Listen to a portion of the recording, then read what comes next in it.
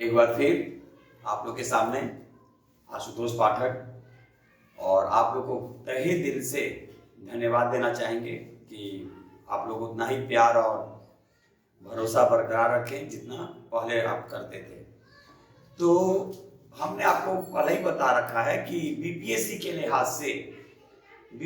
लिहाज से हम आपके सामने कुछ टॉपिक रखेंगे और बात भी करेंगे कि कैसे एग्जाम में आएगा। तो आज हम उसी में आगे बढ़ रहे हैं और स्वदेशी आंदोलन पे बात कर रहे हैं। ठीक है, स्वदेशी आंदोलन पे बात कर रहे हैं क्योंकि बंगाल विभाजन के विरोध में स्वदेशी आंदोलन हुआ और इसका मुख्य केंद्र जो था वो बंगाल था। क्वेश्चन पूछेगा कि स्वदेशी आंदोलन का जो विचार जो था वो किसके मन में आया। तो ये कृष्ण कुमार मित्र थे, कृष्ण कुमार मित्र, और उनकी पत्रिका थी संजीवनी।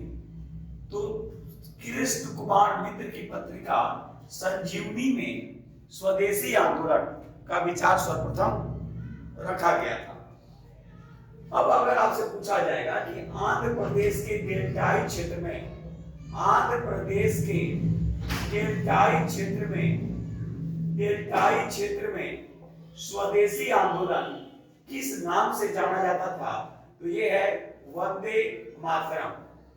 यानी आपसे क्वेश्चन पूछे जाएंगे कि जब स्वदेशी आंदोलन प्रारंभ हुआ, क्योंकि बंगाल विभाजन हो चुका था 1905 में और बंगाल विभाजन के विरोध में ही एक बहुत बड़ा आंदोलन हुआ, स्वदेशी आंदोलन। तो स्वदेशी आंदोलन का जो विचार जो लाया गया वो कृष्ण कुमार मित्र की पत्रिका थी वो संजीवनी, उसमें ये विचार लाया गया और अलग अलग जगहों पे आंदोलन आगे बढ़ रहे थे। तो उसी समय आंध्र प्रदेश के जो डेल्टाई जो क्षेत्र थे वहां पर भी स्वदेशी आंदोलन प्रारंभ होता है और स्वदेशी आंदोलन जो प्रारंभ होता है तो वो वंदे मातरम, क्योंकि स्वदेशी आंदोलन में दो तीन चीजों को ध्यान में रखा गया। जो नारा लगाया गया था वो वंदे मातरम था। तो यही वंदे मातरम यहाँ पर स्वदेशी आंदोलन के नाम से जाना गया। दूसरा था बंगाल विभाजन रद्द करो, यानी जो बंगाल में जो विभाजन जो था उसको रद्द करने की मांग ये की गई। तो कहने का मतलब ये था कि स्वदेशी आंदोलन जो हुआ एक ऐसा आंदोलन था जो कहीं ना कहीं ब्रिटिशों की आर्थिक स्थिति को पूरी तरह से कमजोर कर दिया। अब आपसे इसमें बहुत सारे क्वेश्चन पूछे जाएंगे, जैसे देख लिया जाए कि जब स्वदेशी आंदोलन ठीक है प्रारंभ हुआ तो शीर्षक गीत, इसके पहले जब आपको बोल दिए थे कि शीर्षक गीत पूछेगा, तो शीर्षक गीत है वंदे मातरम। याद रखिएगा शीर्षक गीत क्या है, वंदे मातरम। इसके बाद आपसे पूछा जाएगा, ध्यान रखिएगा, कि स्वदेशी आंदोलन के प्रमुख अगर नेता पूछा जाए या राष्ट्रीय नेता पूछे जाएंगे कि प्रमुख राष्ट्रीय नेता कौन थे, तो इनमें तीन नाम याद रखिएगा, लाल, बाल और पाल। यानी स्वदेशी आंदोलन के प्रमुख ये थे। आगे आपसे ये भी क्वेश्चन पूछे जाने की संभावना है कि किस आंदोलन को लेकर कांग्रेस में फूट की स्थिति देखने को मिली थी। तो याद रखिएगा स्वदेशी आंदोलन को चलाने, यानी स्वदेशी आंदोलन कैसे चलाया जाए, तो चलाने को लेकर, यानी स्वदेशी आंदोलन को चलाने को लेकर 1907 ईस्वी में सूरत अधिवेशन होता है और इसी सूरत अधिवेशन में कांग्रेस दो भागों में बट जाती है। यानी कहा जाता है कि कांग्रेस का जो विभाजन जो था वो स्वदेशी आंदोलन ही था, क्योंकि एक पक्ष चाह रहा था कि जो ब्रिटिश जैसे कर रहे हैं उस तरह से करें, दूसरा पक्ष चाह रहा था कि नहीं, जो नॉर्मली जो है उसी के आधार पे हम लोग आंदोलन करते रहे। तो इसी विवाद को लेकर 1907 ईस्वी में जब कांग्रेस का जो अधिवेशन होता है सूरत में, तो जिसकी अध्यक्षता रास बिहारी घोष करते हैं, उसी अधिवेशन में कांग्रेस दो भागों में बंट जाती है, गर्म दल और नरम दल। एक क्वेश्चन और जो बार बार जो पूछा जाता है, ध्यान रखिएगा स्वदेशी आंदोलन से ही, कि स्वदेशी आंदोलन की घोषणा कब की गई थी, याद रखिएगा। तो घोषणा की बात अगर पूछेगा तो डेट याद रखेंगे। अगर घोषणा पूछा जाएगा कि स्वदेशी आंदोलन की घोषणा किस तिथि को की गई, तो 7 अगस्त 1905।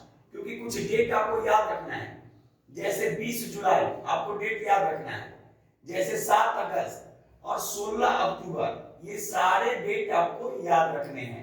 क्योंकि 16 अक्टूबर को क्या किया गया, 1905 बंगाल विभाजन के विरोध में पूरे बंगाल में शोक दिवस के रूप में मनाया गया था। ठीक है, तो ये स्वदेशी आंदोलन से ऐसे आपसे क्वेश्चन पूछे जाएंगे। एक बार फिर से देख लीजिएगा। इसके पहले वाले वीडियो में हमने आपको बताया था कि 1905 में जो बंगाल जो विभाजन हुआ, उस समय भारत का वायसराय लॉर्ड कर्जन था और बंगाल विभाजन के विरोध में ही स्वदेशी आंदोलन हुआ। स्वदेशी आंदोलन के कारण ब्रिटिशों की आर्थिक स्थिति पूरी तरह से कमजोर पड़ गई और आंदोलन काफी सक्रिय हो गया। आंदोलन को आगे बढ़ाने में लाल बाल का महत्वपूर्ण योगदान था। जहां महाराष्ट्र से बाल गंगाधर तिलक, वही पंजाब से लाला लाजपत राय और बंगाल से बिपिन चंद्र पाल।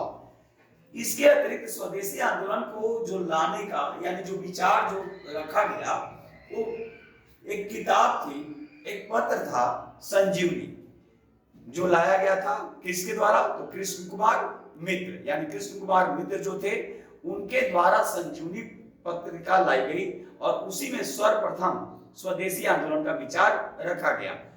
स्वदेशी आंदोलन के प्रमुख नारों में क्या था, वंदे मातरम प्रमुख नारे दिए गए। ठीक है, उसके बाद ये क्या गया कि बंगाल विभाजन को रद्द किया जाए, यानी बंगाल एक है, इसकी बातें की गई। एक चीज और यहाँ पे आपसे जो क्वेश्चन पूछा जाएगा कि जब स्वदेशी आंदोलन हुआ तो उसका शीर्षक भी काफी इंपॉर्टेंट है, तो शीर्षक भी था वंदे मातरम। वही स्वदेशी आंदोलन आंध्र प्रदेश के डेल्टाई क्षेत्र में जब प्रारंभ होता है तो किस नाम से जाना जाता है, तो वंदे मातरम के नाम से जाना जाता है। तो इस तरह से हम लोग को एक एक करके टॉपिक पे काम करना है और जहां भी लगेगा आप लोग कमेंट्स कर सकते हैं। मेरा नंबर आपके पास है ही, आप कॉल भी कर सकते हैं। और एक चीज फिर बोलेंगे, अगर आपको अच्छा लगे तो शेयर कीजिए, सब्सक्राइब कीजिए, लाइक कीजिए। शेयर जरूर करेंगे ताकि जो दूर दराज के गांव में जो बच्चे बैठे हैं उनको बेनिफिट मिल सके। क्योंकि हम पहले ही बोल चुके हैं, मेरा एकमात्र उद्देश्य है हर घर का बच्चा पढ़ेगा तभी देश बढ़ेगा। जय हिंद, जय भारत, भारत माता की जय।